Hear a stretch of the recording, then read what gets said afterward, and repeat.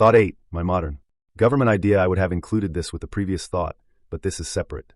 The last thought was about a bunch of people getting together and covering each other's flaws to create a new government. This thought is what I think a first world modern government should look like. Just so everyone is on the same page. By first world, I mean able to create and currently have nuclear weapons. In my opinion, to be a first world country, you have to be untouchable. If you look at human history from a God's perspective or a world-building perspective, the goal of every nation was to conquer all nations or be unconquerable so that you can ensure peace and grow unhindered. That is until the detonation of the first nuclear bomb. After that, the only options were peace or annihilation. Which is interesting because that was probably the last time an entity had the ability to conquer the world through force.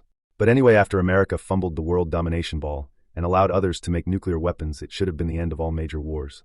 Unfortunately, the governmental structure of the US allowed for corruption and greed, which brought about the wars that America should not have had any part in. If America had kept the idea that peace means growth after WW2, we would have returned all troops and turned our military into a national defense force. And that reminds me of my original thought. A modern first world government should not have a military. For simplicity's sake, I will specifically talk about the United States. We should recall all troops and shut down all overseas operations. There are 3 reasons for this. The first being that it's a huge money leak.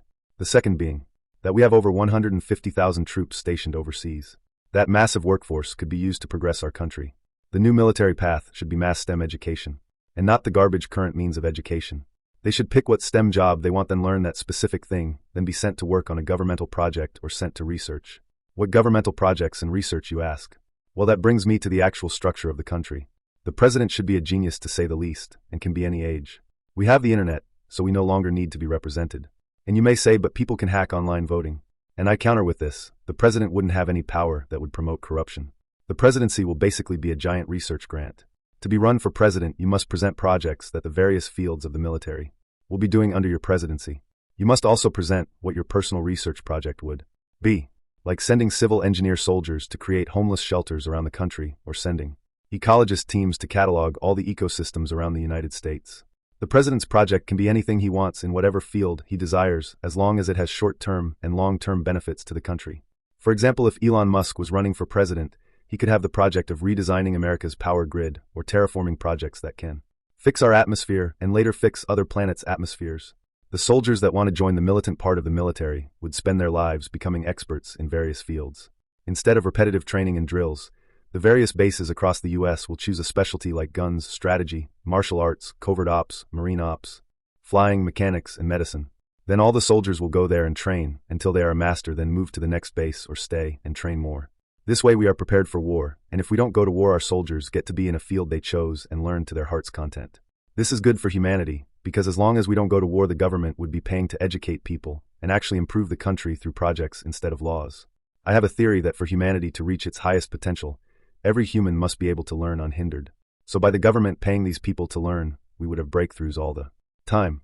The judicial branch would start doing things based on logic, not the law. Well, in my government, the law would be logical and not ideological or theological.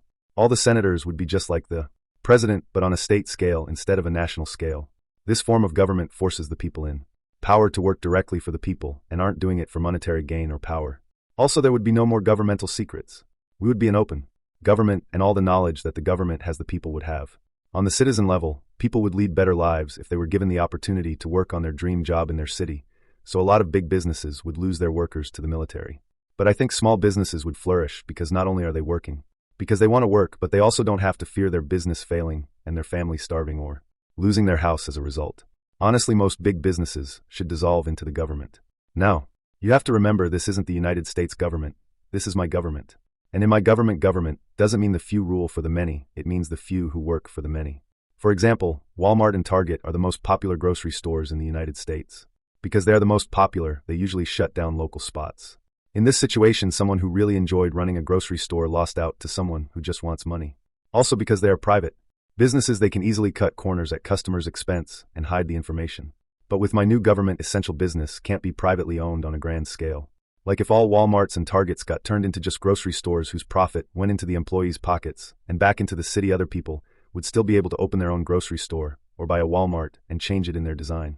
I think in my government, I wouldn't allow business to expand. I would set up a system, so if you think your business is beneficial to all, your business will be put into the system, and other cities that are looking to improve their city can pick up your company and allow people with a passion for it to pick it up and run with it. I think this will help everyone because instead of focusing on increasing profits, they can focus on the passion, the economy we have now. Uses people's passion as a carrot on a stick to run the money machine. But that creates an economic bottleneck because if the people at the top have no passion to move forward, then the people running the money machine will lose interest in their own passion. When humans lose interest in their passion, they feel unrest, and that always backfires on the company. It's hard to speak out of thin air, so I will talk about the actor/writer strike taking place in Hollywood in 2023. People move to Hollywood because that's the main place to go if you want to write or film a project and get paid to do so. As humans, as long as we have food, water, and shelter, and we are chasing our passion, we will be satiated. But the higher-ups in Hollywood have slowly made it where humans can't chase their dreams and survive. When you can't chase your dream and survive, then your only option is to survive. In Hollywood, actors and writers are the ones who generate the product that can be exchanged for money. So in this situation where they can no longer chase their dreams of generating products and can only survive, the whole system was bound to a halt. Dreams don't feed people, so if these people can't feed themselves while chasing their dream in Hollywood, of course they would stop working. That statement extends across all cities and professions. The only people who can be happy working a job are the people who have their needs covered and they have something better lined up for the future, and the people working their passion. One thing I almost forgot to mention is the supply chain. Well, I didn't forget, but there's too many things to think about when it comes to that. But one simple fix is teaching individuals to farm produce that can easily be farmed. If every family in the US produced one potato plant 3 times a year, we would have around 1.8 billion potatoes that did not have to be transported. Also, I'm not going to get into climate change because I'm too lazy to do the research, but with more families growing their foods, there would be less carbon in densely populated areas.